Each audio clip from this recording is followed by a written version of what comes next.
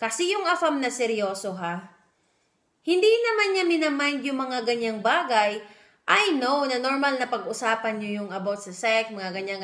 Yo, what's up mga peeps? Welcome back again to my channel. If you're just new to my channel, don't forget to hit the subscribe button. My name is Kate and you are watching Homulas TV. Mga ka-peeps, Homulas TV, subscribe ka na. Mga signs na hindi manloloko yung ka-LDR mo. So, check it out! A few moments later. So, ayun, number one na sign na hindi manloloko yung ka-LDR mo at di siya nang humihingi sa'yo ng kung ano-ano. Eto, proven and tested, char. Proven and tested. Eto talaga, guys, sa 4 years kong pakikipag-chat sa mga afam, madami na din akong mga na-experience na ganito ng mga manlolokong afam. Yung mga manloloko na hindi naman talaga sa serious sa'yo, ha. Yung intention lang talaga nila is kalibugan lang.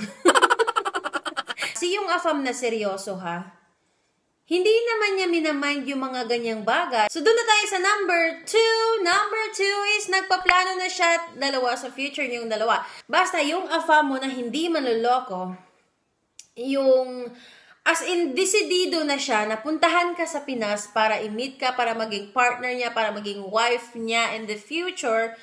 Yun, pinaplano na niya talaga. Pero mag-ingat din kayo mga pips kasi meron ding ibang afam na yung mga pa-fall talaga na kukunin lang yung tiwala nyo and then pag binigay mo na ng tiwala mo is, you know, manghihingi na talaga siya na kung anong gusto niya. Na meron nga ding ibang afam na as in nagpapadala talaga ng pera sa isang girl para lang mapatunayan na seryoso daw siya. Pero after niya magpadala ng pera, ayun, humingi na maghubad sa harap ng camera. At syempre, hindi na makatanggi kasi nga pinadalhan na niya ng pera. Pero pag ako yun na kasalanan niya kasi inoffer niya yun. Wala kang obligation na gawin kung ano yung gusto niya. So, doon na tayo sa number 3. Number 3 is, hindi ka niya pinipilit sa mga bagay na hindi mo gusto. Ito yung, napagkakahawig sila doon sa number 1, na hindi siya humihingi ng mga bagay na kung ano-ano sa'yo.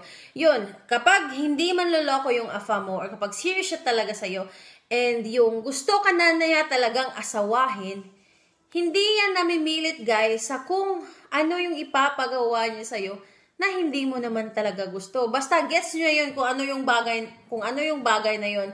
Hindi ko na siya ulit-ulitin, mga magsawa lang kayo. Doon na tayo sa number 4. Number 4 is kinikwento ka din niya minsan sa mga kaibigan niya. Eto, ano din to ha, totoo din to, kasi yung mga ibang viewers ko na kinikwento din sila ng afam dun sa mga kaibigan nila. And minsan din, yung mga talaga ang dami. Minsan din, may mga friends si afam na nagme-message sa'yo or nakikipag-chat sa'yo, mga ganyan. Kasi sa ibang viewers ko, ganyan sila na nauusap din nila yung kaibigan ng afam. So, let's proceed na sa number 5. Sa number 5, mga peeps, is kahit gaano yan ka-busy, paulit-ulit ko na tong sinasabi, mga peeps, ha? Sana naman, parang awan nyo na. Minsan, makinig din kayo sa mga pinapayo ko sa inyo kapag nakikipag-chat kayo sa akin.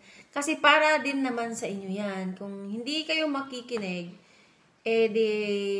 bahala na kayo. Kasi ikaw naman talaga yung, at the end of the day, ikaw naman yung magde-decide. Hindi ako, nagbibigay lang ako ng advice. So, kahit gaano siya ka-busy, gagawa yan ng paraan para lang mapaalam sa'yo kung asan siya, hindi siya makakapag-chat sa'yo, na yung hindi niya ma-feel na mag-aalala ka, ganyan. So, ayun, gagawa yan ng paraan, guys, ha? Kahit presidente pa yan, magkakaroon talaga yan ng time na mag-message sa'yo. So, doon na tayo sa number 6. Sa number 6, mga peeps, is ipupurso ka niyan kahit ano pa ang mangyari. Eto, relate ako dito. Against all odds, kasi yung relationship namin ni Banana. Kasi dati yon mga peps, ha? Hindi talaga ako accept ng parents ni Banana kasi nga, syempre, yung tingin nila talaga sa Pilipina na katulong lang ang alam na gawin. Pero hindi Hindi tayo ganun, ha? Meron din naman mga ibang Pilipina na professional, mga ganyan. Pero kasi yung ibang AFAM na, especially yung mga parents, yung mga parents talaga, kayo mga pips, ha, kailangan nyo magpakabait sa mga in-laws nyo kasi kahit hindi pa kayo tanggap, you should make some effort talaga para matanggap kayo ng mga in-laws nyo. I know na hindi pa yan madaling mag-sink in sa mga utak nila na ganyan yung napangasawa ng anak nila. Pero later on, dahan-dahan na, basta gumawa lang kayo ng, mag-effort lang talaga kayo para ma-accept kayo. Ma-accept kayo ng mga in-laws nyo. Kasi, hello, wala naman atang tao na masyadong matigas yung puso, di ba?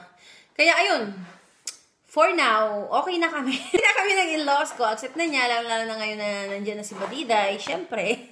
So, doon na tayo sa number 7. Sa number 7, mga peeps, ha? Yung hindi siya madaling ma-arouse.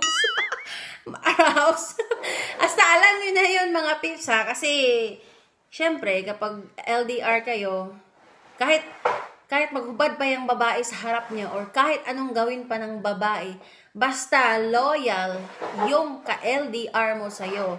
Kahit anong gawin pang temptation sa kanya, hindi yan matitempt yung ka-LDR mo. Kapag posigido talaga siya sa'yo and kapag seryoso siya sa'yo. So, that's our vlog for today. I hope you give a thumbs up to this video. And don't forget to subscribe to my channel. Again, this is Kate and I am now signing off. Mga pips, laging makinig kayo. Lahat ng tuy para sa inyo.